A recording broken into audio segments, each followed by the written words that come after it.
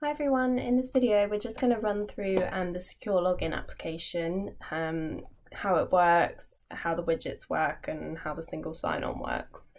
So I'm on the 4.0 website because I'm going to use that one as our example. However, it might be embedded on different websites and you can change the branding to the application as well.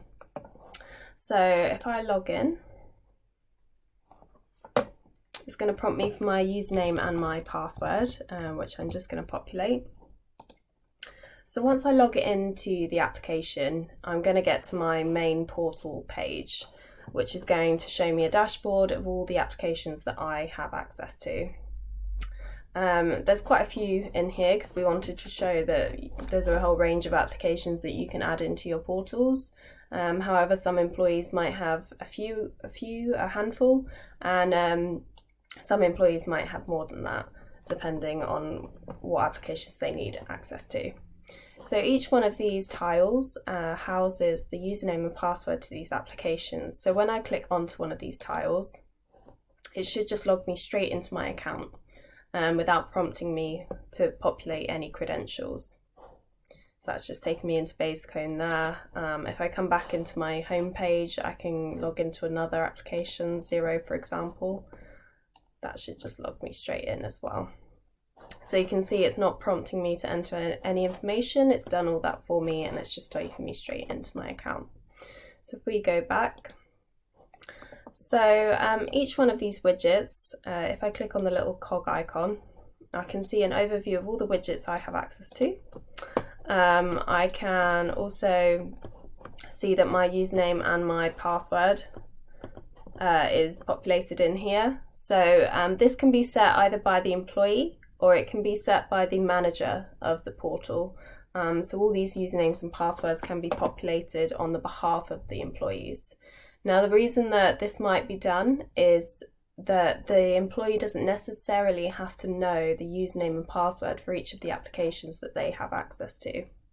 They may just need to know the password and username for their portal. When an employee leaves a business, this then means that you can just block them from the portal and they won't actually be able to access any of those applications as they don't know the username and password for those applications. So let's just move this up slightly and we'll go into the manager access of the secure login. So within the secure login, you can set up groups. So this is quite helpful if you might have clients or groups of employees that only need access to a certain number of applications. So you can have a main group and then you can, so this particular group is called demo. And you can add certain widgets into this group. So it just means that when an employee or a client logs into their account, when they go to add widgets into their portal, they'll only have the options of these widgets rather than the whole long list of widgets that you might have available within your portal. So you can add main groups and then you can add subgroups into those groups as well, depending how you want to set up your portal. If I click onto users, I can see an overview of all the different users that has access to my portal. So this particular user here, the demo account, I can see information about that user, so I can allocate them into a group and I can see which widgets they currently have on their dashboard as well. So that's going to come in handy when again employees leave the business and you want to check that you've removed them from all the individual applications as well. You can come in here and you can check which applications they've actually had access to. You also have some overview of their recent activities, so you can see when the last time they logged in, which widgets they've gone into, etc. So if I just go back to my member portal. In terms of security settings, so for this particular one, all it asked me for was my username and password.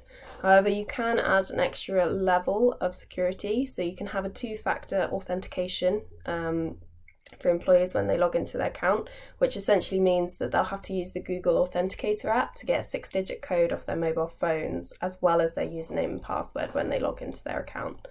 So that can be set up on a manager basis under your when you set up your users.